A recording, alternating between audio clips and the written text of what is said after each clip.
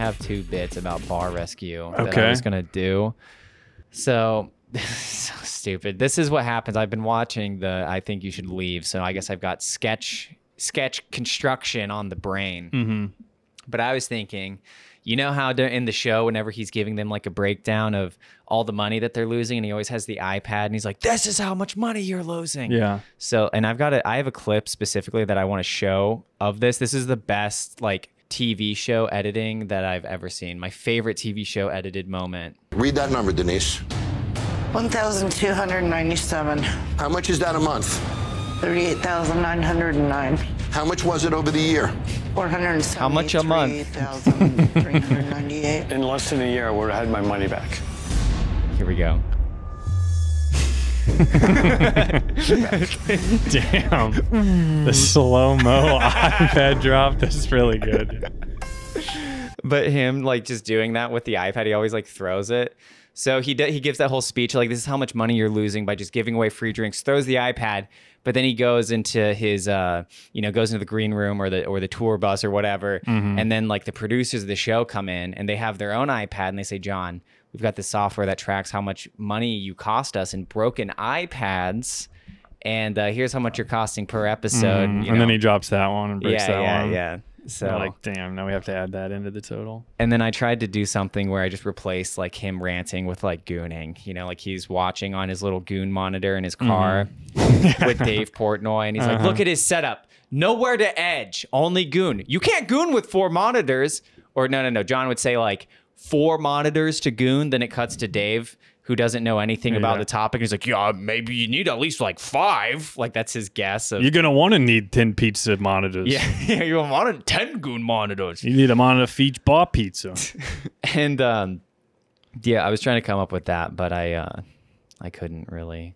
It was like too retarded. I felt my brain melting, so I had to. Damn, I love that show. That show is so funny. Although I feel like after like 2-3 seasons of it, it just becomes more fake. And we were kind of talking about that yesterday, where it's like, on one level, it was never real because they have to put cameras in the bar. Yeah. And we were trying to get to the bottom of that. And then obviously, like the whole show, it's always like the manager doesn't know how to run the place.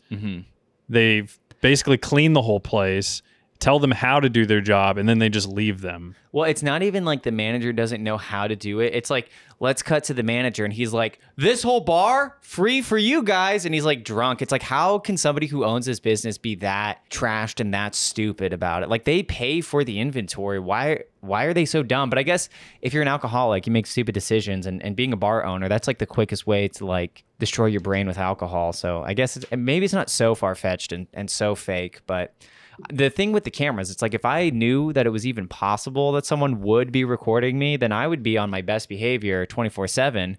I almost wonder if but that's just like, then the producers are like, "Hey, make sure, they probably like do leading things like, if you feel like you're not in the wrong, defend yourself against John or something. Argue with him. Like it's a game challenge, like a side quest, argue with John or something." And these people, if they can't even run a bar, then they're just too stupid to have like normal like socializing. So it's like these are the type to be lashing out no matter what. Yeah.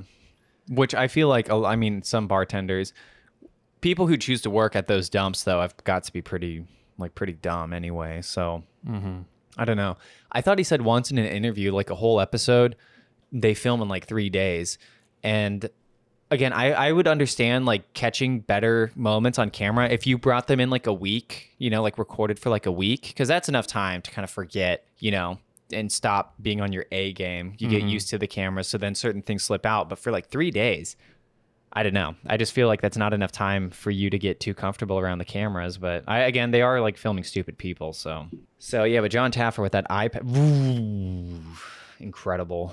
So I know the editing on that show is usually good, but I guess a lot of reality shows are like that. But they're so fast paced. Well, there was that one episode we watched where at the beginning he's like, "This is the bar, like Bucky's bar." I know, in it Cincinnati. like had like a shot of the bar's like sign, and then it just cut in, like just zoomed in 40%. Yeah, it zoomed in like another 40%. It was like every half second they cut to like a different shot of like the same building, and it's just like going so fast. It was crazy.